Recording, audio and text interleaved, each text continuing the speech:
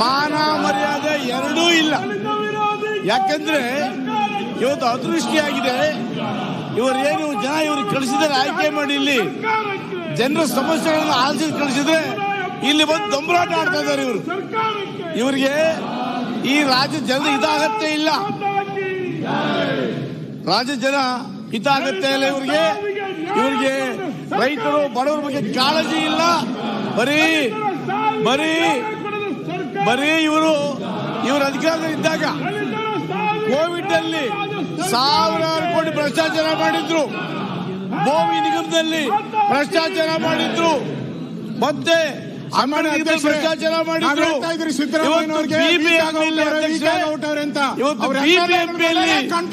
Audit ವರದಿಯಲ್ಲಿ 2,300 ಕೋಟಿ ರೂಪಾಯಿ ಮಾಡ್ತಾ ಇಲ್ಲ ನೋಡಿ. ಬಿಬಿಎಂಪಿಯಲ್ಲಿ ಆಡಿಟ್ ವರದಿಯಲ್ಲಿ ಅವ್ರು ಹೇಳಿದ್ದಾರೆ 2,300 ಕೋಟಿ ರೂಪಾಯಿ ಸರ್ಕಾರ ಮಳೆಗಾಲ ಬಗ್ಗೆ ಚರ್ಚೆ. ಸನ್ಮಾನ್ಯ ಸಭಾಧ್ಯಕ್ಷರೇ, ಇವತ್ತು ಅರಾಜಕವಾಗಿ ಬಹಳಷ್ಟು ಮಳೆ ಇರ್ತಕ್ಕಂಥ ನಿಯಮಗಳನ್ನು ತಂದು ಆ ಗುಡ್ಡ ಕುಸಿದು ದಲಿತರ ಹಣವನ್ನು ಸಮಾಧಿ ಆಗ್ತಾ ಇದ್ದಾರೆ. ಇವರಿಗೆ ಮಾನವೀಯತೆ ಇಲ್ಲ, ಮರ್ಯಾದೆ ಇಲ್ಲ, ಅದನ್ನ ಒಂದು ರೀತಿ ಗೌರವ ಇಲ್ಲ. ಬೇಕಾಬಿಟ್ಟಿ ಇವರು ಈ ರೀತಿಯಾಗಿ ಕತ್ತಿ ಹಿಡಿತಾರೆ, ಎಳಿತಾರೆ, ಪರಿಹಾರ ಸಹಾಯ ಮಾಡಿದ್ರೆ ಸಿದ್ದರಾಮಯ್ಯ ಎಲ್ಲ ಚಿನ್ನದ ಲೇಪನ ಹಾಕ್ಸ್ಬಿಟ್ರಿ, ಎಲ್ಲ ಬಿಚ್ಚಿಡ್ತಾರೋ ಚಿನ್ನ ಹಾಕ್ಬಿಟ್ರಿ. ಚಿನ್ನದಲ್ಲಿ ಬೆಲೆ ಕೂಡ 9 ಗಂಟೆ ಅಧಿವೇಶನದಲ್ಲಿ ನಡೀತಾರ. ಎಲ್ಲವನ್ನು ಹೇಳಿ ಈಗ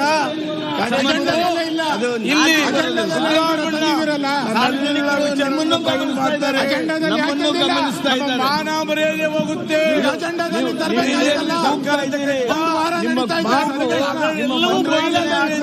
ಮಾತಾಡಿಲ್ಲ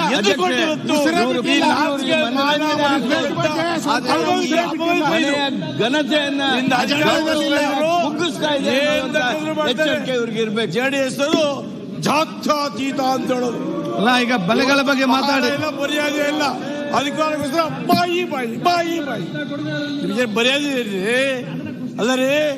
ನೀವೆಲ್ಲ ಕೂಡ ಹಿಂದೆ ಹೇಳ್ತಾ ಇದ್ರಿ ದಲಿತರ ಪರ, ಜನಪರ, ಬಡವರ ಪರ ಅಂತ. ಎಲ್ಲಿ ಬಡವರ ಪರ?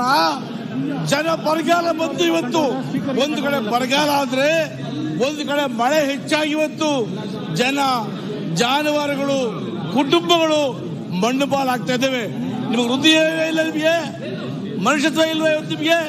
ಹೌದ್ರಿ, ವಾಲ್ಮೀಕಿ ಹಗರಣದಲ್ಲಿ ಯಾರಾದ್ರೂ ತಪ್ಪು ಮಾಡಿದ್ರೆ ಆ ಶಿಕ್ಷೆ ಕೊಡಬೇಕಂತಲೇ ನಮ್ಮ ಮುಖ್ಯಮಂತ್ರಿಗಳು ಮಾಡ ತೊಟ್ಟಿದ್ದಾರೆ.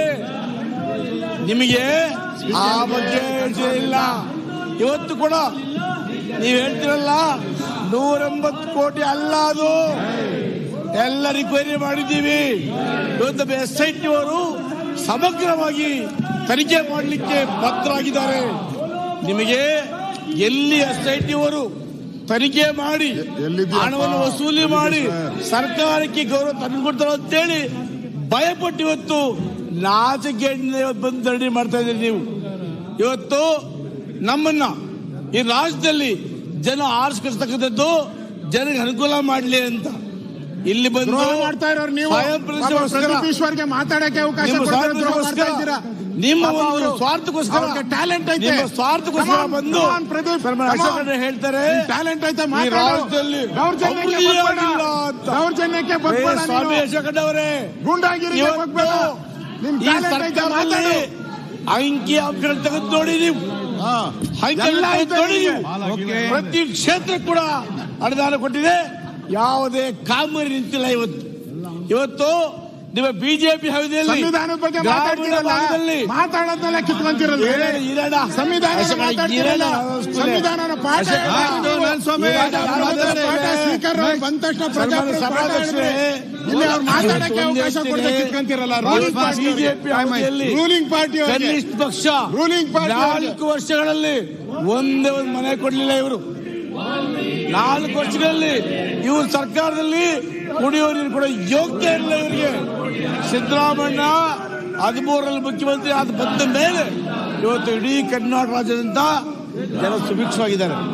ಸನ್ಮಾನ್ಯ ಅಧ್ಯಕ್ಷರೇ, ಇವರು ಹೇಳ್ತಾ ಇದ್ರು ಸಿದ್ದರಾಮಯ್ಯ ಮುಖ್ಯಮಂತ್ರಿ ಆಗಿದ್ರೆ ಮಳೆನೇ ಬರೋದಿಲ್ಲ ಅಂತ. ಅಧ್ಯಕ್ಷರೇ, ಸಿದ್ದರಾಮಯ್ಯ ಮುಖ್ಯಮಂತ್ರಿ ಅದಕ್ಕೆ ಇವತ್ತು ಸಮೃದ್ಧಿಯಾಗಿ ಮಳೆ ಬೀಳ್ತಾ ಇದೆ. ಇವತ್ತು ಕರ್ನಾಟಕ ರಾಜ್ಯ ಸಮೃದ್ಧಿಯಾಗಿದೆ. ನಾವು ಕೊಟ್ಟ ಗ್ಯಾರಂಟಿಗಳಿಂದ ಪ್ರತಿಯೊಬ್ಬ ಬಡ ಹೆಣ್ಣು ಮಗಳು, ಆ ಕುಟುಂಬದ ಹೆಣ್ಣು ಮಗಳು ಇವತ್ತು ಸಂತೋಷವಾಗಿ ಸಿದ್ದರಾಮಯ್ಯ 100 ಕಾಲ ಬಾಳ್ಲಿ ಅಂತೇಳಿ ಆಶೀರ್ವಾದವನ್ನು ಮಾಡ್ತಾ ಇದ್ದಾರೆ. ಅಧ್ಯಕ್ಷರೇ, ಇವತ್ತು ಬಸ್ಸಲ್ಲಿ ನಮ್ಮ ತಾಯಂದಿರು ಹತ್ತಗಿರು ಉಚಿತ ಪ್ರಯಾಣ ಮಾಡ್ತಾ ಇದ್ದಾರೆ. ನಾವಲ್ಲಿ ಜಾತಿ ಇಲ್ಲ, ಪಕ್ಷ ಇಲ್ಲ, ಪಕ್ಷಾತೀತವಾಗಿ ನಾವು ಆ ಒಂದು ಇದನ್ನು ಕೊಟ್ಟಿದ್ದೇವೆ. ಅಧ್ಯಕ್ಷರೇ, ಇವತ್ತು ಇವರಿಗೆ ಬಿಟ್ರೆ ನಿಮಗೆ CCTV ಚೆಕ್ ಮಾಡಿಸ್ತೀರಿ ನಾಳೆ. ಕೊಟ್ಟಿದ್ದಾರಾ ಸಿದ್ದರಾಮಯ್ಯ ಅವರ ಮಾತನ್ನ ಪೂರ್ತಿ ಮಾಡಕ್ ಬಿಡಿ ನೀವು.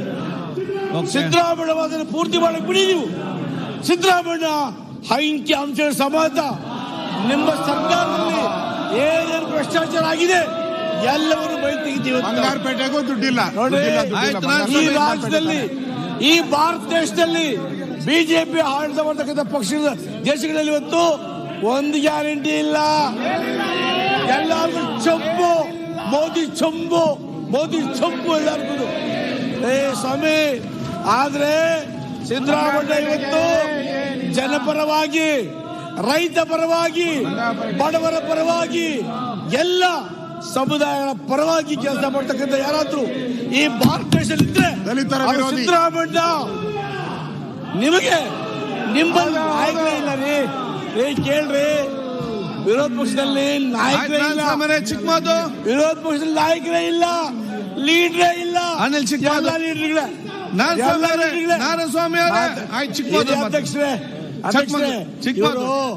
ಅಧ್ಯಕ್ಷರೇ ಇಲ್ಲ,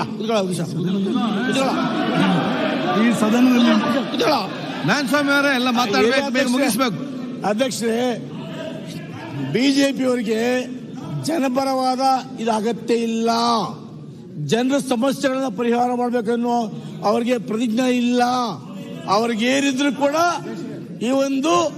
ಈ ಸುಚ್ಚ ರಾಜಕಾರಣವನ್ನು ಮಾಡಬೇಕು, ತುಚ್ಛ ರಾಜಕಾರಣವನ್ನು ಮಾಡಿ ಕೇವಲ ಪ್ರಚಾರ ಪ್ರಿಯರಾಗಬೇಕು, ಮೀಡಿಯಾಗಳಲ್ಲಿ ಬರಬೇಕು, ಬಿಜೆಪಿ ಅಡ್ಡಪಡಿಸ್ತಾರೆ ಅಂತ.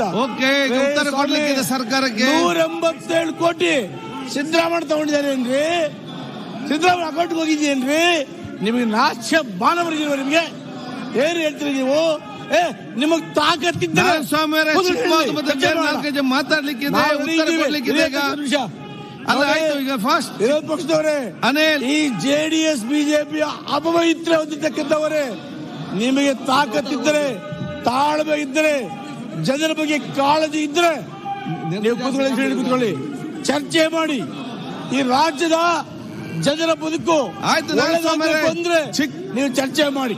ಚಿಕ್ಕಮಾದನ್ನು ಬಿಟ್ಟು ನೀವಿವತ್ತು ಮಾಡಬೇಕು ಅಂತ ಸರ್ಕಾರ ಉತ್ತರ ಕೊಡ್ತಾ ಕೋಟ್ಯಾಂತರ ರೂಪಾಯಿ ಸರ್ಕಾರ ಹಣವನ್ನ ಇವತ್ತು ನೀವು ನಷ್ಟ ಮಾಡ್ತಾ ಇದ್ದೀರಿ.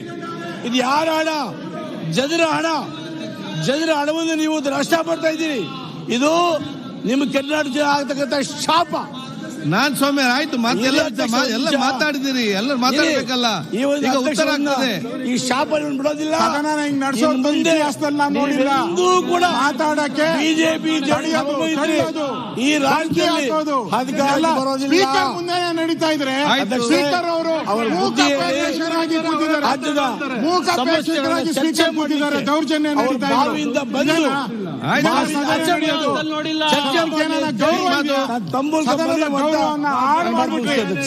ಚಿಕ್ಕಮಾದ್ ಬೇಗ ಮುಗಿಸಿ, ಮತ್ತೆ ಸರ್ಕಾರ ಉತ್ತರ ಕೊಡ್ತೀನಿ. ಇಬ್ಬರು ಮೂವರು ಮಾತಾಡಲಿಕ್ಕಿದ್ದಾರೆ. ನೆಕ್ಸ್ಟ್ ಅಶೋಕ್ ರೈ, ಮಂಜು ಕೋಲಾರ್, ಈಶ್ವರನ್ನ ನಡೆಸ್ಕೊಂಡಂತ ರೀತಿ ನಾಚಿಕೆಗೇಡು. ಈ ಸದನಕ್ಕೆ ನಾಚಿಕೆ. ಅವಕಾಶ ಕೊಟ್ಟಿದ್ದಕ್ಕೆ ನಮಗೆ ಧನ್ಯವಾದಗಳು ಹೇಳ್ತೀನಿ.